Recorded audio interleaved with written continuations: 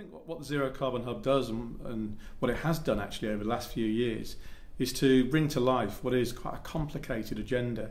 It's quite easy to say it's zero carbon homes from 2016, but in fact there's a journey to getting there. So the regulations have changed in 2010, they will change in 2013. What we've been doing is to work collaboratively with the whole industry in order to set out what those requirements mean and the best way of delivering them. When I say the best way, I mean the best way in terms of minimising risk and of course most cost effective as well. So that's the work that we've been doing, and I think probably what we're best known as at the Hub is actually helping government set the standards which underpin this very ambitious target. So by that I mean what is the actual standard required for the fabric and for the technologies in 2016. Can you also tell me a little bit about, we're in the east of England today, what kinds of challenges are there for a region like this to meet these standards? One of the great things about running these nearer to zero events, outreach events around the country, is it makes you think about the different requirements around the country. In all the costing works that we've done, we can see the difference in terms of viability, in terms of land values in the southeast and London compared to some of the more difficult parts of the UK. So I think that cost and viability is something that's at the front of our mind as we go on these roadshow events.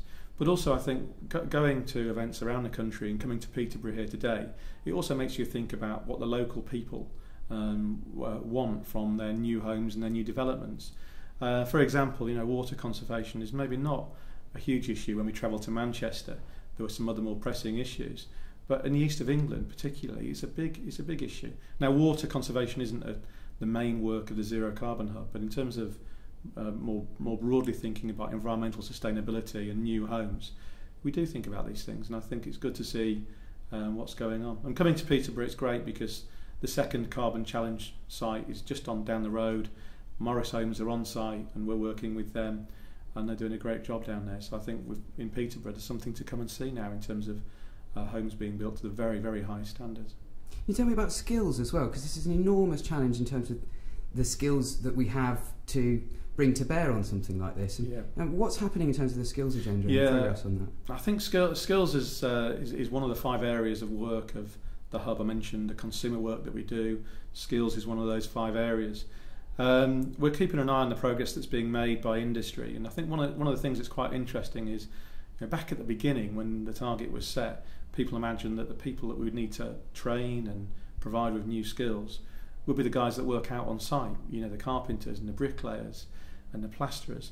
But actually, as this agenda has begun to become more understood, we've realised that actually the biggest challenge is further upstream. It's the professional people, it's the designers, it's the planners, it's the managers and the directors within the house building companies who have got to understand the changes that need to be embraced to move towards low and zero carbon homes.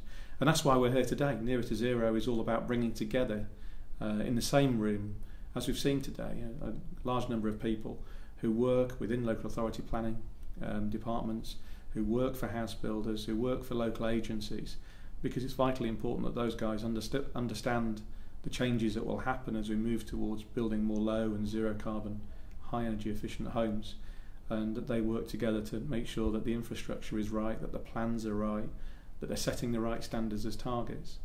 Underpinning that, of course, we need to make sure that the trades are being trained, and I think what's equally good to see is that the product manufacturers, in terms of the products that they offer and the training schemes that they provide, are beginning to really get to grips with the agenda and make sure that out on site the right materials are there and are being used in the right way. So you think there's good progress on that? You think it's working well? Yeah, I think there's always a lot more to do.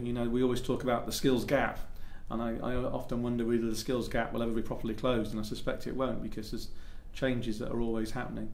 And I think also for those guys who work in the industry, as they tell me, it's not all about our agenda, which is low and zero carbon. There are other changes happening as well, and I think it's probably worth reminding ourselves that the industry's done a really good job of tackling this challenging agenda, whilst it's suffered at the hands of one of the worst recessions we've ever had in the UK, where during the same period that we've been working, the number of homes being built has pretty much halved, and hopefully we're beginning to see a recovery now. So I think when you consider those factors, you've got to say it's a real good news story.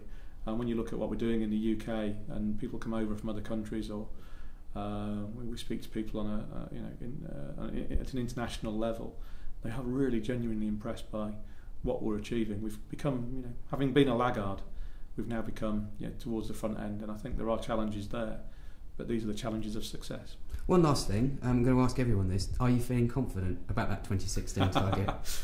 I think I'd like to think that in terms of regulatory changes, they will happen, and we'll work our way through it. As you said, there's always things, or as I just said, there's always things that blow you off course, but I'd like to think that we are on the right track, and it's worth remembering that actually the 2016 change doesn't take effect overnight. It will be into the 2020s before all new homes are built to this standard, but I think we've made a great start and the progress has been excellent.